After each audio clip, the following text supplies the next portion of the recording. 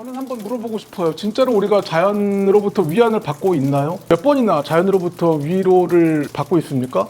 지금 이 유튜브를 보는 시간 동안은 당연히 아닐 것이고 얼마나 정말로 과연 그러한 경험을 우리가 누리고 있을까요? 저는 아닌 것 같아요. 나는 그래서 인정할 건 인정하자라고 얘기하고 싶어 하는 사람인데 그냥 우리가 말로 하는 어떤 캐치프레이즈라고 생각을 해요. 특히 이제 우리 같이 디자인을 하는 사람들은 많이 하죠. 이런 거. 자연과 하나가 되는 공간을 만들었어. 이런 것들. 특히 이제 이런 것들은 우리가 하는 작업을 포장하기 위해서 클라이언트 앞에서 하는 다양한 그런 종류의 이야기들 중에 하나일 때가 많아요. 사실 근데 정작 저희는 그런 일을 하기 위해서는 컴퓨터 앞에서 눈이 시뻘개져가지고 막 열심히 일하고 막 그러는데 정작 우리도 그런 경험을 만끽하고 있지 않은데 어떻게 설득을 하고 전달을 하나요? 그래서 좀 더덥다고 생각이 돼요.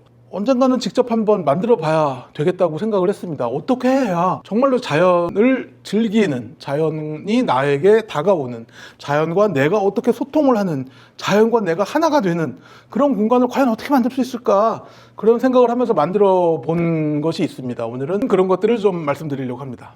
자, 그런데 사실 여기에 우리의 딜레마가 있습니다. 자연, 식물은 말을 안 해요. 움직이지도 않아요. 그냥 그 자리에 있죠. 슬픕니다. 반려식물이라는데 말이죠. 반려 이야기가 나왔으니까 하는 말인데 우리 강아지들은 거하게 이렇게 안기고 꼬리치고 퇴근하면은 박하게 반겨주고 인사하고 하잖아요. 그러니까 얼마나 반가워요. 얼마나 좋아요. 그런데 식물은 그렇지가 않아요. 식물은 꼬리를 흔들지도 못하고 식물은 그냥 그 자리에 있어요. 우리 강아지가 그런 상태로 꼼짝않고 서 있다고 생각을 해봐요. 얼마나 끔찍한 거예요. 그런 게 이제 우리의 자연이란 말이죠. 자, 이제 수고했어. 들어가. 우리가 생각하는 자연, 식물이 그런 상황 아닐까요? 그래서 저는 원칙을 정했습니다. 원칙 하나. 식물이 나를 보면 움직이게 한다. 꼬리치도록 한다. 식물이 사람과 반응하게 되는 어떠한 환경을 만들어 봐야 되겠다는 생각을 하게 되었습니다. 두 번째입니다. 이게 우리 실내 공간에 있어야 합니다. 왜냐하면 이게 어쩔 수 없이 이제는 사람들이 내부에서 시간을 많이 보내고 있으니까요. 앞으로도 이런 라이프가 달라질 것 같지도 않고요. 원칙 셋. 돈을 많이 들이지 말고 기존의 빈 공간들을 잘 사용하도록 하자. 그게 바로 이런 거죠. 벽 속에 작은 포켓들을 만들어서 식물들을 담았고 그 식물들 주변에 거울을 두어서 그것이 반사가 되어서 더 많은 식물이 있는 것처럼 이제 만들었습니다. 이 속에서 이제 비가 내립니다. 이런 걸 왜 만들었을까요? 사실은 더 깊은 고민이 있었습니다. 우리가 식물이 위로를 준다. 나도 식물과 자연과 함께 하나 될 거야 라고 생각을 해서 키워봐요. 그런데 바빠요. 그래서 결국에는 죽이겠죠. 그런 것들로 인한 양심의 가책들이 은근히 많이 있는 것 같고 그런 것들 때문에 자연과 점점 더 멀어지는 그렇게 돼가는 것 같아서 그런 것들을 좀 해소하고 싶었어요. 근데 사실 뭐 걱정할 건 없습니다. 그 개체가 죽은 거지 그 종이 멸종한 건 또 아니잖아요. 식물은 우리가 태어나기 훨씬 전부터 오래전부터 지구에 있었습니다. 어떻게 보면은 그 자체가 지구인 것 같기도 해요. 나는 우리 땅인 것 같기도 해요. 아무튼 문제는 식물이 아닙니다. 왜 강영욱 씨가 그러잖아요. 개는 잘못이 없다.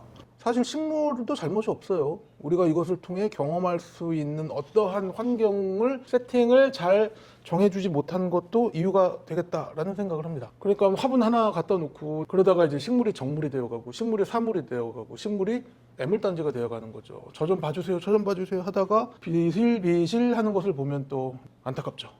한때 이런 걸 만들어 본 적이 있습니다. 이게 데이빗 치퍼필드께서 설계하신 아모레퍼시픽 사옥 2층에 저희가 함께 했던 작업인데 착즙 주스 매장이니까 신선한 텃밭 풍경을 그대로 가지고 와주면 되겠다 하고 만든 거예요. 그래서 살아있는 느낌이 나야 되니까 그 위에 텃밭 위에 작은 선반을 달고 바람 불게 하고 물 떨어지게 하고 IoT로 스마트폰에서 그런 것들이 함께 제어도 되게 했습니다.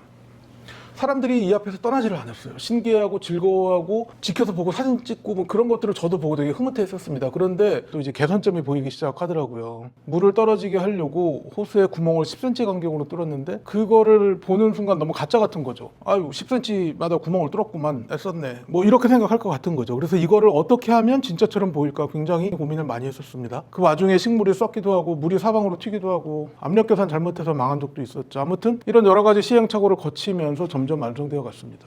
혹시 여러분 파초라고 아시나요? 잎이 넓고 큰 식물인데 옛날 우리나라 사람들이 처마 아래에 꼭 이걸 심었다고 합니다. 비가 오면 지붕에 모였던 물들이 마지막에 푸드득 하고 그 이파리로 떨어집니다. 그 소리를 들으려고 파초를 심은 거예요. 마지막 비가 건물에서 땅으로 사라지는 최후의 순간까지도 무언가 즐길 거리로 만들었다는 면에서 보면은 우리나라 사람들이 좀 멋을 아는 것 같기는 해요. 아무튼 저도 그런 거죠. 자연을 그냥 두고 바라보는 것이 아니라 자연에서 벌어지는 현상도 그런 느낌도 가지고 오려고 했던 거죠.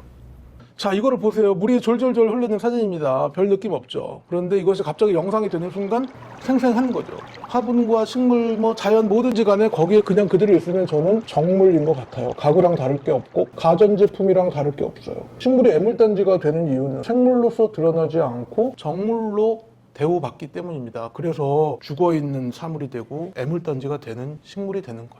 라임이 괜찮은 것 같기도 한데 아무튼 사실 살아있는 것들은 티를 내거든요. 물이 흐르고 잎이 흔들리고 새가 짖고 이런 것들이 전부 다 살아있는 증거잖아요. 생태라고 하는 것을 풀어서 얘기하면 살아있는 상태이죠. 저는 그게 사실은 생태의 본질이라고 생각을 합니다. 살아있는 것들이 살아있는 티를 많이 낼 수 있도록 해주는 것, 우리와 함께 많이 인지되게 하는 것, 그런 것들이 전부입니다. 자연 자체는 문제가 없어요. 우리가 자연과 우리 사이에 무엇을 넣어서 서로 교감할 수 있도록 하는 경험의 장치를 만들어주는 것, 그게 몹시 이제는 중요하다고 생각하고 그럴 때의 결과는 여러분들이 보시는 바와 같습니다.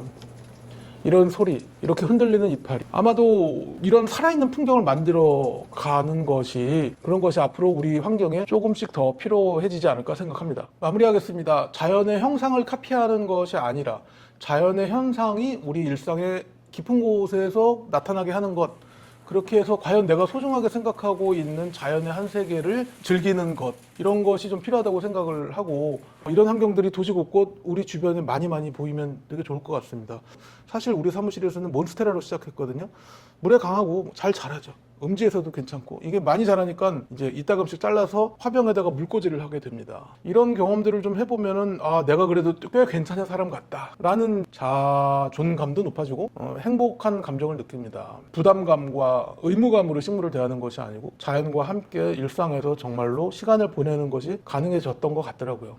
이게 저희가 만든 또 다른 공간이에요. 침대에서 눈을 뜨면 돌이 있고 풀이 있고 나무가 보이죠. 실내에 그대로 움직이는 자연이 나와 함께 반응해서 내 눈앞에 함께 있습니다. 부엉이를 하다가 고개를 들면 마찬가지로 물줄기에 흔들리는 자연이 보입니다. 센서로 작동합니다. 지금은 조금 더 기술이 발전돼서 냄새를 느끼게 하기도 하고 바람을 불게 하기도 하고 여러 가지 장치들을 조금씩 이제 더해가는 중에 있습니다. 일상에서 자연의 살아있음이 인지되는 것, 그런 것들과 만나는 순간이 정말로 있는 것, 그런 것들이 저는 일상의 위로라고 생각을 하게 되었어요. 오늘은 딱 이 말씀만 하고 싶습니다. 여러분 눈앞에 자연이 있나요? 그리고 그 자연이 어떤 위로를 주고 있나요? 감사합니다.